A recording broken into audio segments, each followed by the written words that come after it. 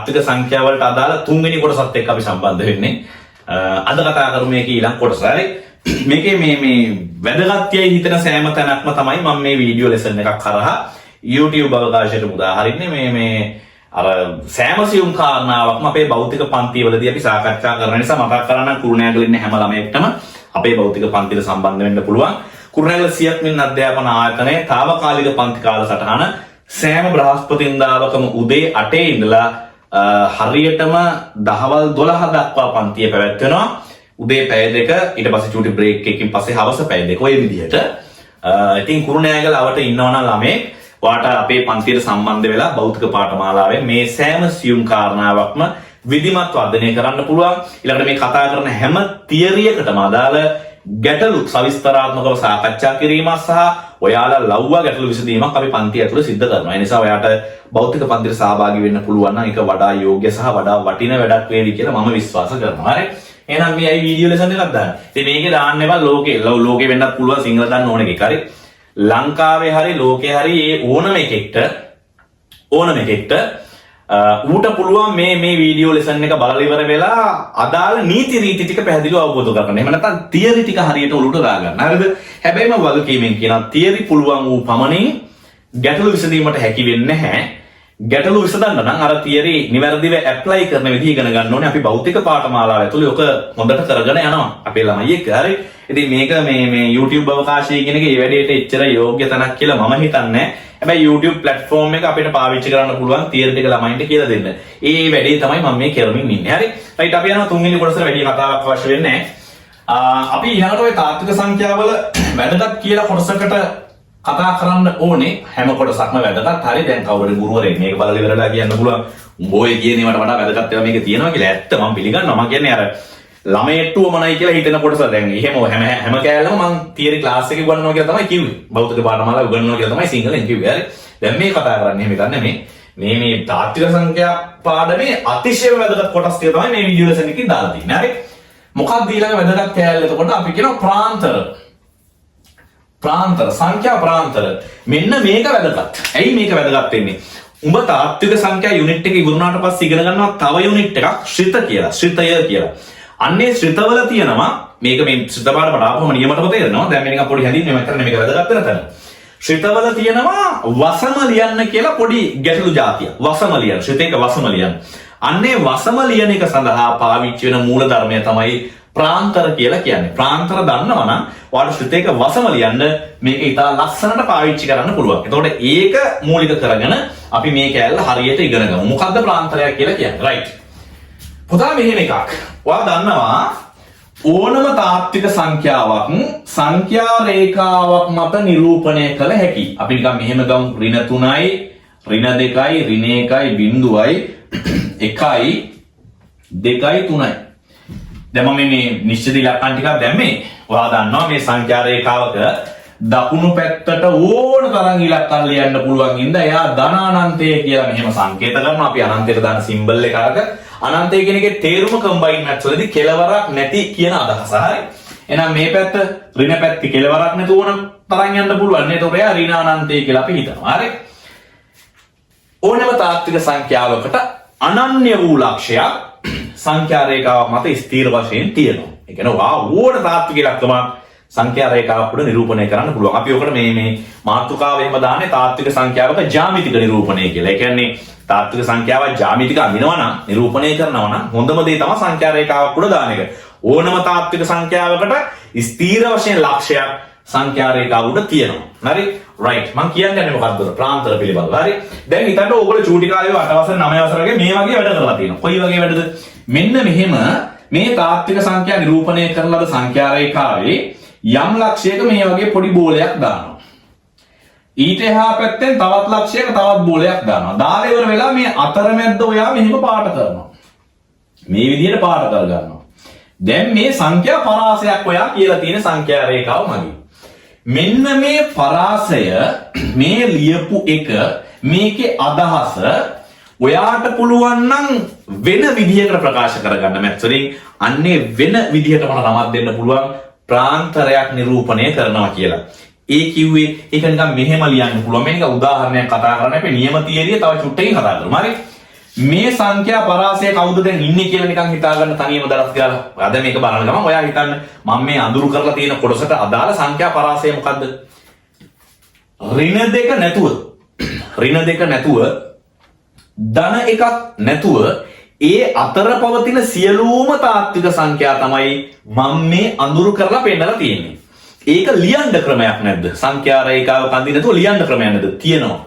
අන්න එහෙම ලියන ක්‍රම ටික තමයි අපි කතා කරන්නේ මොනවා කියලාද?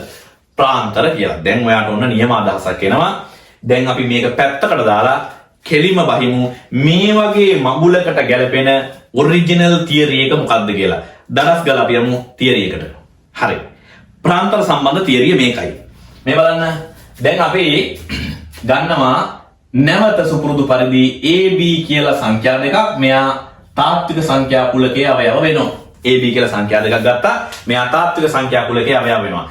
ඒකෙදී මම තව කන්ඩිෂන් එකක් හිතනවා. ඔය A කියන එක්කෙනාට වඩා B කියන එක්කෙනා ලොකු වෙන්න ඕනේ. අපි අසමානතාව වලින් මෙහෙම නිරූපණය කරනවාන්නේ. ඊට වඩා B විශාලයි. මෙන්න මේ වගේ වෙලාවක සංඛ්‍යා රේඛාවක් ඇන්දොත් එහෙම චූටි පුතා A කියන එක මෙන්න මෙහෙම වම් පැත්තේ තියද්දී B කියන එක මෙහෙම දකුණු පැත්තේ තියෙන්න ඕනේ. එතකොට මේ පැත්ත ධනානන්තය ඔයා දන්නවා දැන් මම කතා කරා මේ පැත්ත ඍණානන්තය. හරි? දැන් ඔය AB අතර පවතින සියලුම සංඛ්‍යා නිරූපණය කළ හැකි ප්‍රධාන ආකාර හතරක් තියෙනවා. ප්‍රාන්තර ආකාර හතරක් තියෙනවා. ඒ හතර මම තියරි විදිහට ඔයාට දෙන්නම්. මෙන්න පළවෙනි ආකාරය. මට මෙන්න මේ විදිහට එක ප්‍රාන්තරයක් නිරූපණය කරන්න පුළුවන්. දැන් ඔබට තේරෙන්නේ නැහැ ඔක ලිව්වට මම කියලා දෙනකන් අහගෙන ඉඳපන්. හරි? එකක් කොහොම ලියන්න පුළුවන්. දෙවැනි එක මෙහෙම ලියන්න පුළුවන්. මෙතන මෙහෙම එකක් දාලා මෙතන මෙහෙම එකක් දානවා. තුන්වෙනි එක මෙහෙම ලියන්න පුළුවන්. හතරවෙනි එක මෙහෙම ලියන්න පුළුවන්. දැන් මෙහෙම කිව්වට දැන් ඔබ තනි ප්‍රශ්නයක ඉන්නේ. ඉතින් ඔය හතර මේකයි නේ බා. නෑ. හතර වෙනස්. මේ වගේ මේ වරහන් වල ඔයාට වෙනසක් පේනවා ඇති. ඒ වරහනේ මොකද්ද බන් තියෙන වෙනස? වරහනේ වරහන් කොයි වරහනද දැන් මතක නෑ. මැත්ස් වල එහෙම නෙමෙයි. අපි මේ රවුම් වරහන් වලට කියනවා විවෘත වරහන් කියලා.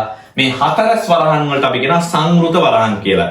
එහෙනම් රවුම් වරහන් වලින් නිරූපණය කරන ලද ප්‍රාන්තරයකට අපි කියනවා විවෘත ප්‍රාන්තරයක් කියලා. හතරස් වරහන් වලින් නිරූපණය කරන ලද ප්‍රාන්තරයකට අපිට කියන්න පුළුවන් සංවෘත ප්‍රාන්තරයක් කියලා. ඉතින් ඇයි ඔය විවෘත ප්‍රාන්තර සංවෘත ප්‍රාන්තර කියලා ಜಾති දෙකක් එන්නේ? මෙන්න හේතුව.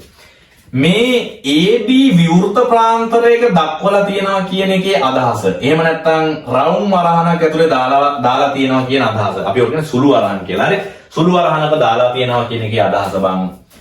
ඒ නැතිව මම මේ සිංහලෙන් ලියන්නේ. ආයෙ මේක මේ මැත්ස් වලින් දෙනව නෙමෙයි සිංහලෙන් ලියන්නේ. A නැතිව B නැතිව A නැතිව B නැතිව A සහ B අතර පවතින සියලුම සංඛ්‍යා නිරූපණය කරන්නේ ඔය විදිහට. ඒ ප්‍රාන්තරය නිරූපණය කරන්නේ මේ විදිහට.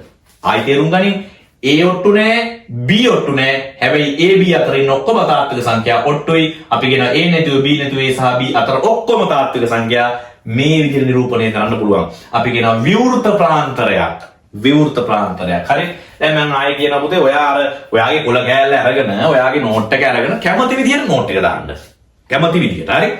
ඔයාලට මේ තේරෙනවනේ දෙයක්. ඒ තේරෙන කෑල්ල ඔයා දාගන්න. මගේ වචන ටික අහුලගෙන මං කියන ටික හරියට අහගෙන ඒවට ගැලපෙන නිවැරදි නෝට් එකක් ඔයා හදාගන්න. ඒක මරු ඔයා නෝට් එක හදද්දී ඔයාලා මේක නියමට පුළුවන් වෙනවා. මම කියනවට කරලා බලන්න. දැන් මගේ වචන වලින් බ්ලා බ්ලා බ්ලා නම් වේ වගේව දාගෙන වැඩක් නැහැ. මම කතාව පැහැදිලිව කියලා දෙනවා. ඔයා ඒක පැහැදිලිව ලියා ගන්න ඔයාට කැමති විදිහට. ඔයාට ගැලපෙන වචන වලින්. පැහැදිලිනේ? රයිට්. ඔන්න විවෘත ප්‍රාන්තරයක් කතා කරා. දැන් එතකොට මේ දෙන්න අතරේ තියෙනවා විතරයි ඔකේ කතා කරන්නේ. A ඔට්ටු නැහැ B ඔට්ටු නැහැ. හැබැයි මෙතෙන්ට එන්නකො. මෙතන මෙහෙම එකක් කියන්නේ මේ දෙවෙනි එකේ. දැන් මේ බලන්න මේ පැත්තේ කොටු වරහනන්නේ සංවෘතයි අර පැත්ත විවෘතයි. එතකොට අපි කියනවා A ඇතිව හැබැයි B නැතිව A සහ B අතර. ඒක මරුනේ. A ඔට්ටුයි හැබැයි B ඔට්ටු නෑ. A B අතර පවතින අනිත් ටිකත් ඔට්ටුයි. අන්න ඒ ප්‍රාන්තරය තමයි මේ විදිහට නිරූපණය කරන්නේ. අපි මෙයාට කියනවා වමින් සංවෘත ප්‍රාන්තරයක් කියලා. වමින් සංවෘත ප්‍රාන්තරය. වම් පැත්තෙන් සංවෘතයි, දකුණු පැත්තෙන් විවෘතයි. හරි. වමින් සංවෘත ප්‍රාන්තරයක් කියලා අපි කියනවා. එහෙම ගත්තාම මේ ඔයාලට මතක ඇති මේ AB අතර තියෙන ඔක්කොම ඉලක්කම් ටිකක් එනවා. A කියන ඉලක්කමත් එනවා. ඒත් අයිති අපි අර ඒ උඩ බෝලයක් දාලා පාට කරන්නේ. මතකයිනේ? බෝලේ පාට කරපුවාම මේ අදාළ ඉලක්කමත් අයිතිනේ. ඒක තමයි මේ තියෙන්නේ. A අයිති, B අයිති නෑ. A සහ B අතර අනිත් ඔක්කොමත් අයිති. A ඔට්ටුයි B ඔට්ටු නෑ. පැහැදිලි නේද? රයිට්. ඒක තමයි අපි දෙවෙනියට කියන්නේ වමින් සංවෘත ප්‍රාන්තර කියලා. හරි. තුන්වෙනි එක දැන් ඔන්න ඔබට පොඩි අදහසක් ඇවිල්ලා තියෙන්නේ. එහෙනම් මේකට කියන්න පුළුවන් බා A නැතිව A ඔට්ටු නෑ. හැබැයි B ඇතිව B ඔට්ටුයි A සහ B අතර පවතින කලින් එකේ A ඔට්ටුයි B ඔට්ටු නෑනේ. මේකේ A ඔට්ටු නෑ B ඔට්ටුයි. A නෑ B තියෙන්න ඕනේ සහ A B අතර පවතින්නත් ඕනේ. අන්න ඒ ප්‍රාන්තර නිරූපණය කරන්නේ මෙන්න මේ විදිහට. අපි කියනවා බං දකුණින් සංවෘත ප්‍රාන්තරයක් කියලා. අර වමින් සංවෘතයි, මූ දකුණින් සංවෘතයි. B ඔට්ටුයි A ඔට්ටු නෑ. A B අතර තියෙන ටිකක් තියෙනවා. A ඔට්ටුයි B ඔට්ටු නෑ. A B අතර තියෙන ටිකක් තියෙනවා. දැන් සංඛ්‍යා රේඛාවක මේක නිරූපණය කරා නම් B ගාව ගැලීම රවුම් නෙමෙයි රවුම පාට කරන්න ඕනේ. B ගාව තියෙන බෝලේ පාට කරන්න ඕනේ. A ගාව තියෙන බෝලේ පාට කරන්නේ A B අතරත් පාට කරනවා. චූටි කාලේ වැඩ කරලා තියෙනවා. හරි. අදහස ගනින්කෝ B ඔට්ටුයි A ඔට්ටු නෑ. A B අතර පවතින අනිත් ඔක්කොම ඉලක්කම්. ඒ වගේ ප්‍රාන්තරයක් මේ විදිහට නිරූපණය කරනවා. අපි කියනවා දකුණින් සංවෘත ප්‍රාන්තරයක් කියලා. පැහැදිලිද? දැන් ඔය තුනම ඉගෙන ගත්තාම අන්තිම එක ගින්නක් නෑනේ. හරි. අන්තිම එක ගින්නක්ම නෑ. අපි කියනවා A ඔට්ටුයි B ඔට්ටුයි. දෙකම ඔට්ටුයි. A ඇතිව B ඇතිව B ඇතිව A සහ B අතර පවතින ඕනෑම සංඛ්‍යාවක් අපිට මේ වගේ ප්‍රාන්තරයකින් දාන්න පුළුවන්. අපි කියනවා පාට්ඨ සංවෘත ප්‍රාන්තරයක්. පාට්ඨ කියලා කියන්නේ සංවෘත ප්‍රාන්තරයක්. එහෙනම් මේ විවෘත ප්‍රාන්තර, වමින් සංවෘත ප්‍රාන්තර, දකුණින් සංවෘත ප්‍රාන්තර, සංවෘත ප්‍රාන්තර. A ඔට්ටුයි B ඔට්ටුයි A B අතර පවතින අනිත් ඔක්කොමත් ඔට්ටුයි. පැහැදිලිනේ ඔයාලට මම කියන අදහස. ඒ කියන්නේ A ඔට්ටුයි B ඔට්ටුයි. A ගාව තියෙන බෝලේ පාට වෙන්නත් ඕනේ, B ගාව තියෙන බෝලේ පාට වෙන්නත් ඕනේ. දෙන්න අතර මැද්ද පාට වෙන්නත් ඕනේ. අන්න සංවෘත ප්‍රාන්තරයක් අපි කියනවා මේ විදිහට නිරූපණය කරනවා කියලා. හරි. රයිට්. මම හිතනවා මේක ප්‍රමාණවත්. මේ නෝට් එක කොහොමද දාගත්තත් ප්‍රශ්නයක් නැහැ. හැබැයි දැන් මේ කතන්දරේ තව ලස්සන දෙයක් තියෙනවා. ඔය A කියන ඩයල් එක පොඩිනේ හැමතිස්සෙම B ට වඩා. ඒතකොට හැම වෙලේම A වම් පැත්තේ නිරූපණය වෙන්න ඕනේ මේ වරහන් වල, B දකුණු පැත්තේ නිරූපණය වෙන්න ඕනේ. සයිස් එක වැඩි එක සංඛ්‍යා රේඛාවක දකුණු පැත්තට යන්න ඉන්නේ. සයිස් එක අඩු එක සංඛ්‍යා රේඛාවක වම් පැත්තට වෙන්න ඉන්නේ. එහෙනම් සයිස් එක වැඩි එක හැමතිස්සෙම දකුණු පැත්තේ තියෙන්න ඕනේ. අඩු එක පොඩි එක වම් පැත්තේ ඉන්න ඕනේ. ඒකයි ක්‍රමය. ඒ විදිහට මේ ප්‍රාන්තර ලියන්න ඕනේ. හරි. රයිට්. දඩස් ගාලා දාගන්න මේක. රයිට්. මරු අපි දැන් වැඩ ගොඩක් ඉවර කරලා තියෙන්නේ. මේ කැලලක් නියමට මහාවක වෙන්නේ මේක. රයිට්. අපි දැන් වැඩ ගොඩක් ඉවර කරලා තියෙන්නේ. මෙන්න මේ කොටසත් අපි නියමට මහගමු. මේකත් හරි වටින කොටසක් බං. මොකද්ද? මම ඔයාලට ලස්සන concept එකක් කියලා දෙන්න හදන්නේ. සංකල්පයක් කියලා දෙන්න හදන්නේ. අපි කියනවා අනන්තය. මම ඊට කලින් පොඩ්ඩක් කතා කරා. දැන් තව ටිකක් කතා කරන්න හදන්නේ. හරි? මේක මරු එකක්. හරි? මොකද්ද අනන්තය කියලා කියන්නේ? මම කිව්වා ගණිතමය භාෂාවේදී නැත්නම් ගණිතයේදී කෙලවරක් නැති කියන අදහස වෙනුවෙන් නිරූපණය කරන පදය එහෙම නැත්නම් වචනය තමයි අනන්තය කියලා කියන්නේ. දැන් සංඛ්‍යා රේඛාවක ජූරි පුතා මෙහෙම සංඛ්‍යා රේඛාවක් ගෙවුවා කියලා දන්නකො. මම අර වගේම දාගන්න නිකන් ජොලියට ඉලක්කම් තුනක් ඍණ 3යි ඍණ 2යි ඍණ 1යි බිංදුවයි 1යි 2යි. දැන් මේ සංඛ්‍යා රේඛාව මේ ඊතලයක් දාලා තියෙන මෙහෙම දකුණු පැත්තට ඕන තරම් මෙහෙම යන්න පුළුවන් නේ කෙලවරක් නැතුවනේ. ඕන තරම් යන්න පුළුවන්. ඉවරයක් වෙන්නේ නැහැ. කෙලවරක් නැහැ. අපි කියනවා මෙහෙට යන්න තියෙන ධන අනන්තය. මේ කෙලවරක් නෑ අනන්තයටම යනවා. හැබැයි ධන පැත්තෙන් අනන්තයට යන්නේ නිසා ධන අනන්තය. එහෙනම් දැන් මේක ඍණ 3 මෙහි ඉවරද? නෑ මේකත් ඍණ 3 නෙමෙයි ඍණ 4 ඍණ 5 ඍණ 6 තව ඕන තරම් යන්න පුළුවන්. ඍණ ලක්ෂ 10 තව ඕන තරම් සංඛ්‍යා රේඛාවක් දෙන්න පුළුවන්. කෙලවරක් නෑ. අපි කියනවා මේ පැත්ත ඍණ අනන්තයට යනවා කියලා. පැහැදිලිද? කෙලවරක් නැත්තම් මැත්ස් වල අපි ඒකට කියන්නේ අනන්තය කියලා. අනන්තය කියන එකට දාන සංකේත තමයි මේ අටේ ඉලක්කම බුදි කරවලා වගේ දාන එක. හරි? අටේ ඉලක්කම නිකන් මාංශ වාගේ හැදිලා යා පැරලල් වෙලා යා සමාන්තර වෙලා ඉන්නවා නේ. මේ සංකේතය අපි කියන්නේ අනන්තය කියලා. එහෙමනම් අනන්තය කොටස් දෙකකට අපිට බෙදන්න වෙනවා. එකක් ධන අනන්තය, අනිත් එක ඍණානන්තය. අනන්තේ කොටස් දෙකයි. ඉතින් ධන පැත්තෙන් ගියොත් ධනානන්තේ, ඍණ පැත්තෙන් ගියොත් ඍණානන්තේ. දැන් ධනානන්ත තියෙන දකුණු පැත්තේ, ඍණානන්ත තියෙන වම් පැත්තේ. දැන් සින්දු එහෙම ඔය අහලා දෙනවද? අනන්තෙන් පියඹා තරු කුමරා හරි ඔහොම මොකක් කරුවේ සින්දුවක් තියෙන නේද? දැන් මේ සින්දු වැරදි. මේ හරියට කියලා නෑ දැන්. අනන්තෙන් පියඹා තරු කුමරා කියපුවම පැහැදිලිව කියන්න ඕනේ ධනානන්තයෙන් පියඹගෙන ආපු කුමාරයාද ඍණානන්තයෙන් පියඹගෙන ආපු කුමාරයාද කියලා. ඉතින් එහෙම දන්නේ නැතුව අපිට යන පැත්ත තියෙන්නේ කරගන්න බෑ. දැන් කස්සගේ සින්දුවක් තියෙන, කසුන් කල්ලාගේ සින්දුවක් තියෙනවා. අනන්තයට යන පාර දිගේ කියලා අහලා දෙනවා. ඒකෙත් කියන්න ඕනේ පැහැදිලි මේ ධනානන්තයට යන පාර දිගේද මේ කියන්නේ නැත්නම් ඍණානන්තයට යන පාර දිගේද? දැන් ධනානන්තයට නම් අපිට දකුණු පැත්තට යන්න පුළුවන් කියලා වරක් නැතුවනේ. ඍණානන්තයට නම් වම් පැත්තට යන්න පුළුවන්. එහෙම මේ අනන්තේ නිකන් අනන්තය කියලා බෑ. කොයි අනන්තයද? ධනානන්තයද ඍණානන්තයද? ඉතින් අනන්තයට පැහැදිලිව දෙකයි, දිශා දෙකයි. ධනානන්තය නම් දකුණු පැත්තට කියලා වරක් නැතුව, ඍණානන්තය නම් වම් පැත්තට කියලා වරක් නැතුව. හරි. රයිට්. ඔයාලට අනන්තය කියන concept එක තේරෙනවා. කොහොමද බම් මේ අනන්තය සම්බන්ධව ප්‍රාන්තර නිරූපණය කරන්නේ? මෙහෙම.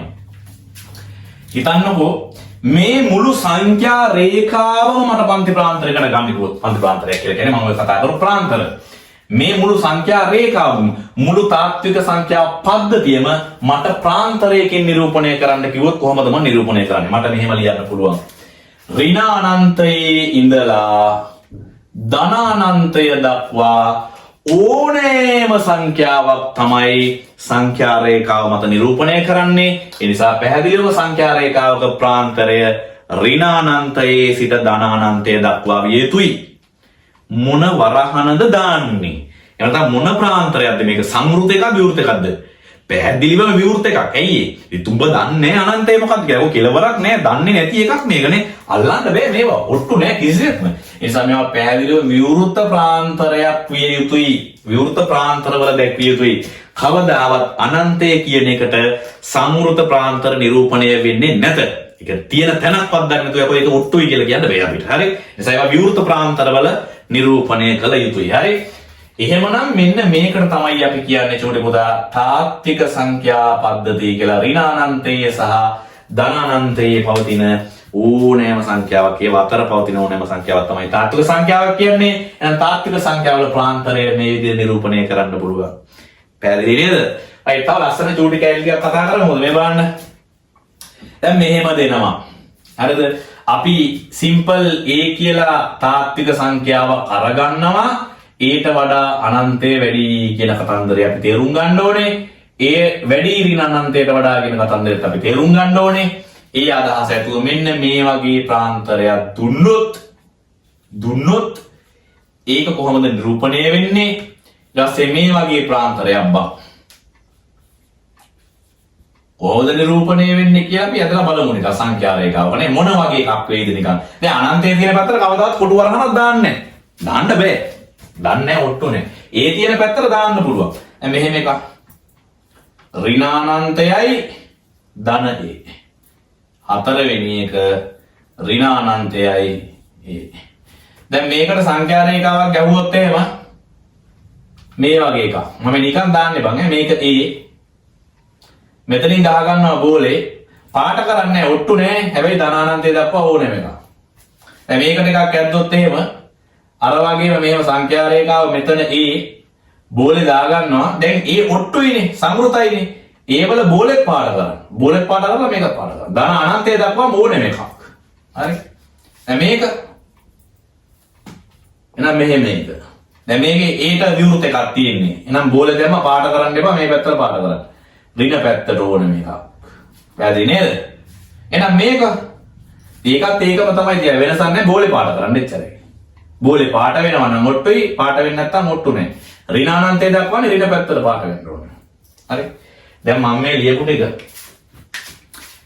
කියපු ටික නිවි හැනහිල්ලේ අහලා, නිවි හැනහිල්ලේ බලලා තේරුම් ගන්න උත්සාහ කරන්න. තනියම තේරුම් ගන්න. මම ඔයාලට තේරුම් කරලා දීලා තිනවා. නැවත අහලා හොඳට තේරුම් ගන්න. අවබෝධයෙන් අහන්න, සිහියෙන් අහන්න. ඔයාට මේක නියමටපත් තියන්න වැඩේ. හරි? රයිට්. මට කතා කරන්න ඕනේ ප්‍රාන්තර කියන concept එක මම ලස්සනට ඔයාලට කියලා දුන්නා. අනන්තය කියන සංකල්පය මම ඔයාලට ලස්සනට කියලා දුන්නා. ඔයාලට පැහැදිලි වීඩියෝ එකක් තියෙනවා. පැහැදිලිව කියලා තියෙනවා. ඔයාලට තියෙන දැන් මේක නිදහසේ අහලා නිදහසේ බලලා නිවැරදි අවබෝධයක් ලබා ගන්න. ගැටලු හදන්න අපේ තියරි පන්තියට එන්න. තියරි පන්තියෙන් අපි මේකේ ගැටලු සාකච්ඡා කරමු.